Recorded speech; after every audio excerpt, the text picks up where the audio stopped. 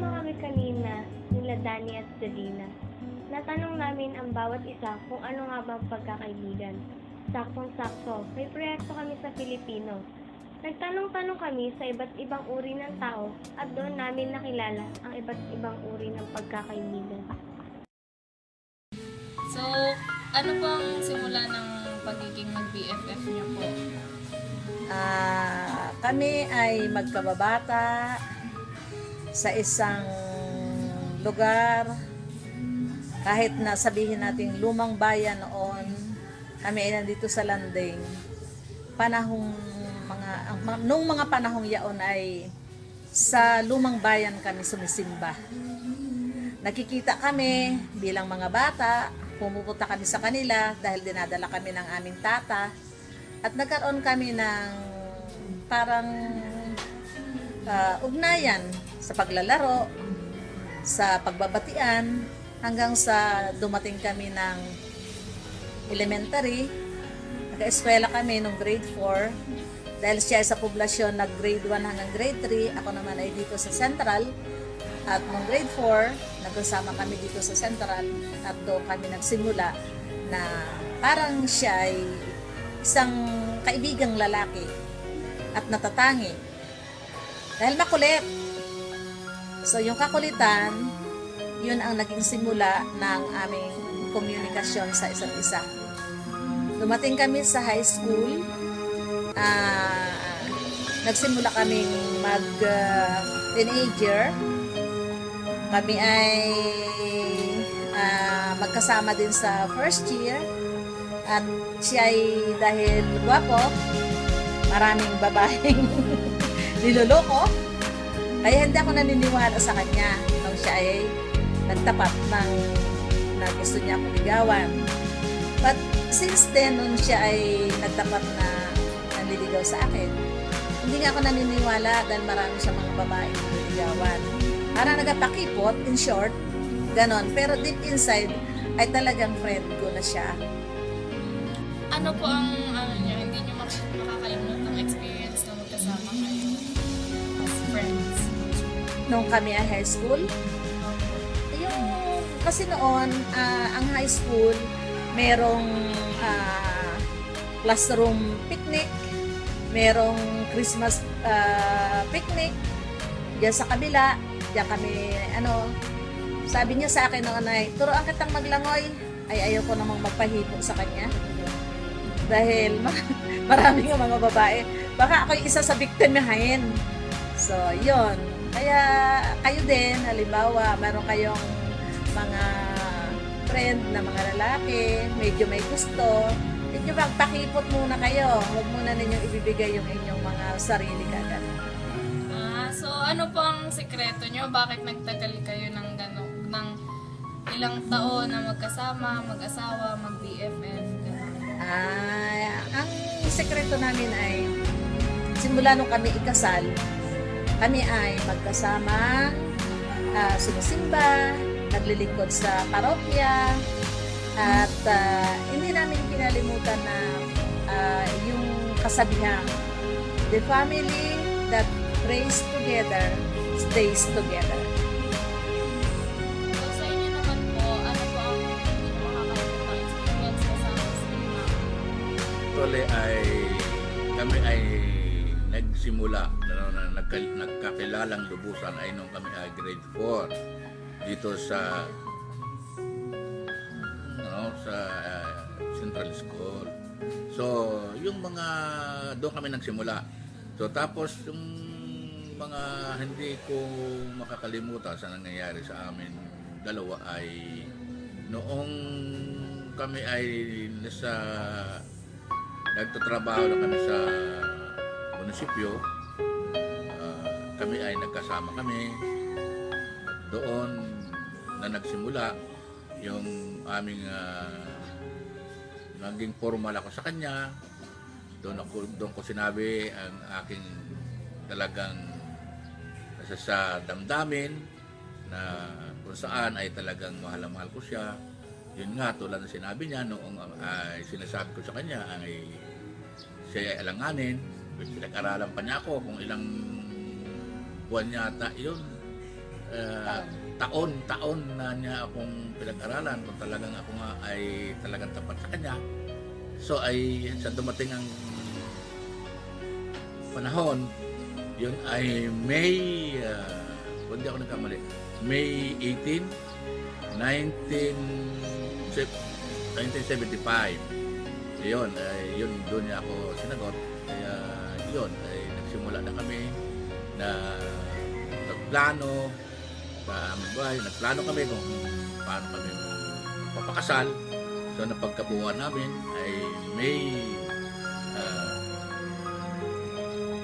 8. April. Yung sinabi mo na nagplano. April lang noon. April. So kinasal tayo ng May 7, May 18, May 18, 75. 1975. Ako noon ay empleyado ng Supply and Provision Farm. Si mama naman ay sa Sebastian siya. Doon siya nagtrabaho. So nung noon, kasama kami hanggang sa Kuyan. At so ginampanan namin ang aming pagkamagulang, pamilya. At bagamat kami mga busy sa aming mga trabaho, ako ay naging isang politiko. Kaya doon ko hati ang aking panahon bilang isang politiko at bilang isang taong simbahan. Kaya yun, kami naglilingkod hanggang sa ngayon at kami nagsasama na ang aming mga anak ay nasa mabubuti ng mga kalagayan at hanggang sa ngayon ay kami narito pa rin nagsasama, naghahanapan kung sinong wala hinahanap.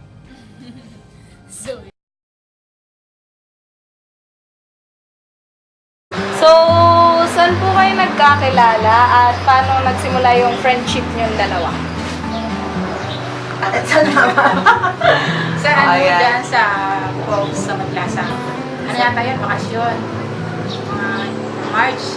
May laro na ng may laro ng, may liga sa poblasyon. Then, gabi nun, may inuman sa seawall, sa padaan tropa namin. Yung tropa nila umiinom din nun. Hanggang sa yun, nagkakilala na. Yun, naging isang tropa na. So, gano'n na po kayo katagal ng magkaibigan? Actually, kasi nung time na, Magkakilala na tayo noon. Tapos mas naging close lang siguro mga 2000. sa isang barangay dito, friends na kami noon, pero yung as in tropa, hindi pa talaga noon. Tapos nag-start yung talagang as in isang tropa na lang. Noong 2009. Mas naging close na yun.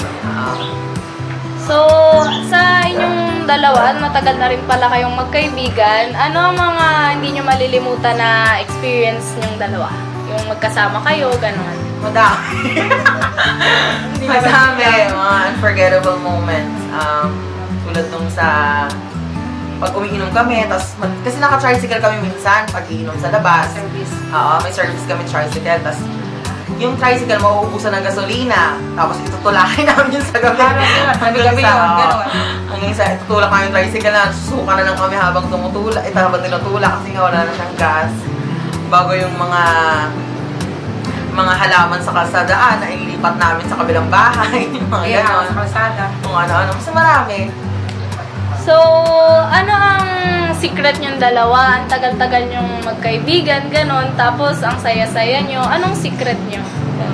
Ang sikreto kasi sa isang matibay na friendship, yung open kayo sa isa't isa. Yung nagsasabihan kayo ng sikreto, ganyan. Kahit malayo, hindi nawawala yung communication. Tsaka yung trust. Yun talaga yung pinaka-importante kahit sa relasyon. So, yun. Salamat!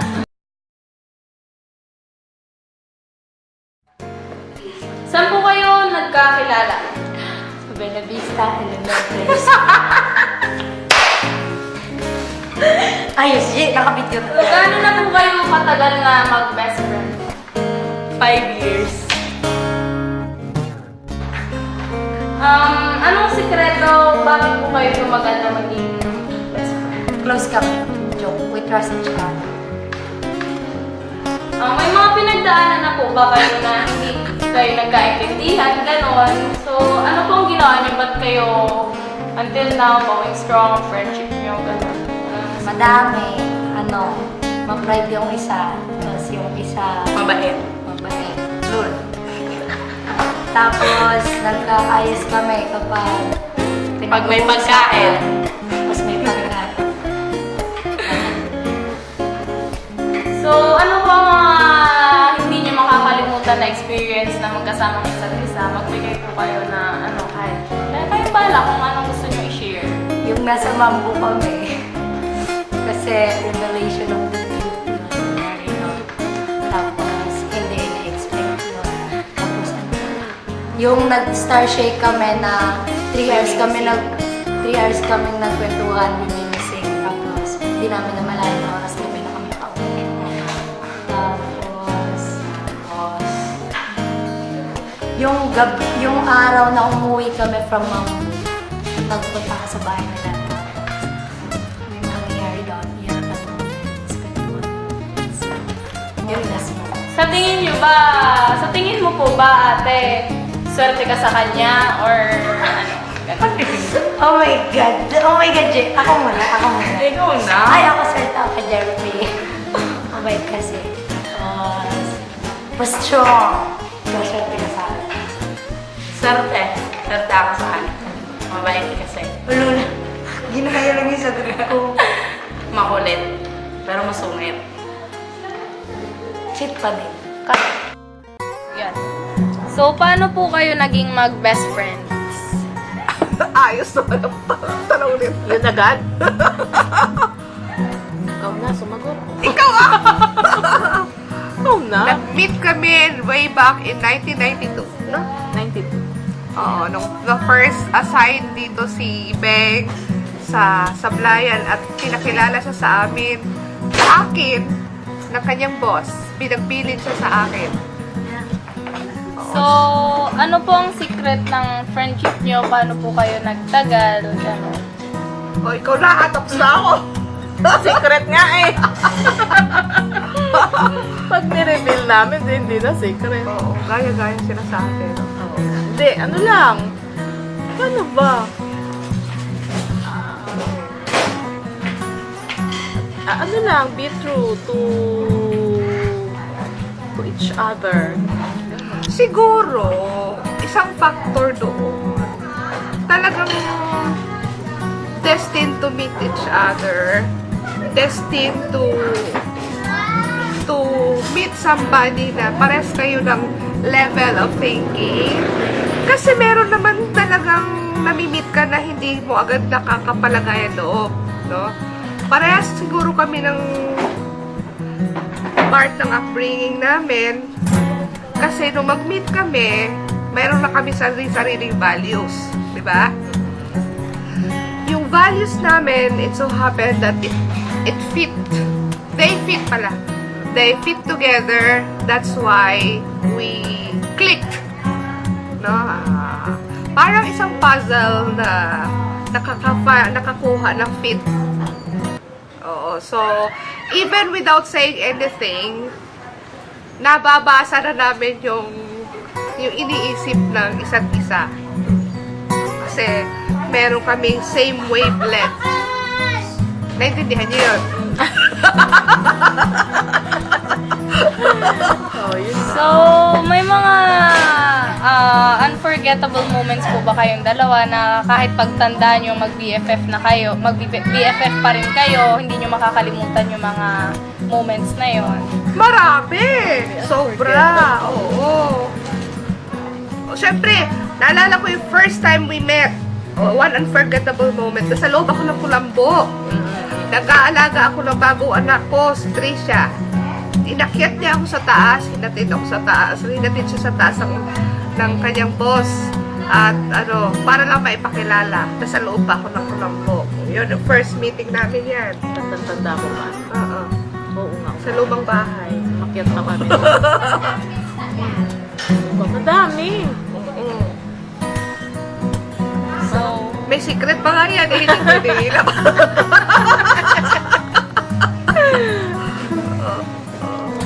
So, yun na lang po. Thank you po. Aray ka! Kailangan naman! We're prepared pa naman for many, many questions! Cut mo muna. Sabi ni Kay sa kanyang nanay, Mama, di ka ba nahihiya? Lagi ka nakikikain kina Tita Tess. Ibig sabihin, hindi na kami nahihiya sa bawat isa. We can be ourselves with each other.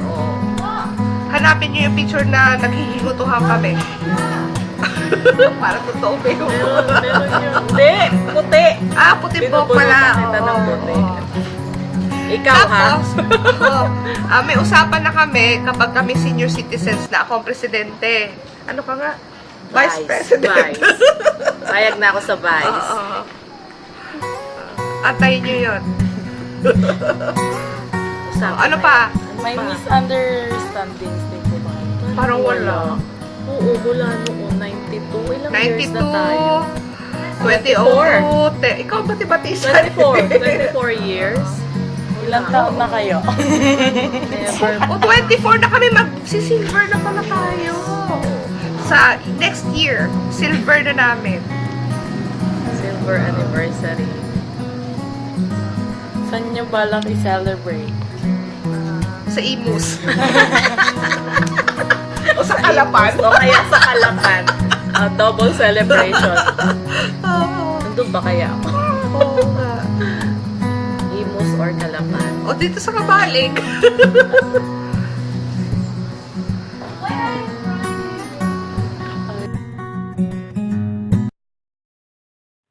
Natatandaan mo pa ba ang una nating pagkikita, kung saan tayo di pa magkakilala? Ni simpleng ngiti ay di maipakita. Tingnan mo ngayon, mga ngiting pinagsasaluhan di mapawi, iisipin mo bang magiging ganito tayo kalapit sa isa't isa? Kaya ako'y nagagalak sa ating pagtatakbo. Halika't isa-isa nating balikan ang mga hirap at ligayang ating pinagsaluhan, mga panahong di tayo nagkakaunawaan. Hinihiling kong hindi natin ito limutin, ating mga pinagsamahan. Patuloy itong pahalagahan at pagyamanin, at minsang manggaling sa iyong mga bibig kung gaano kakahalaga sa akin. Ito ay pinapangako na sa lahat ng ating mga pinagsamahan, kailan may di maglalaho. Maiiwan ka sa aking puso't isipan, bumagyo man o magkaunos. Itatak mo sa iyong puso't isipan, na sa tuwing ikay may pinoproblema, ako'y narito at nakaagapay sa iyo. Handang ibigay ang lahat sa abot ng aking makakaya. Bukas ay simula na naman ang panibagong laban natin. Mga panibagong taong ating haharapin. Panibagong mga kaalaman para sa ating tagumpay. Ngunit ito lamang ang tatandaan mo. Patuloy kitang gagabayan saan man magpunta. Darating ang panahon, tadhana tayo'y paglalaroan at paghihiwalayin. Sabay-sabay nating lilisanin ang lugar ng ating unang pinagtagpuan. Huwag kang mag-alala, sapagkat alaalay mananatili pa rin. Maaaring tayo'y magkalayo, subalit parating ikay nasa isip at puso. Sa ating muling pagkikita, sana malalala mo na may minsan naging kaibigan kang masigla, na sa kabila ng lahat ng paghihirap ay nagagawang umiti at pasayahin ka.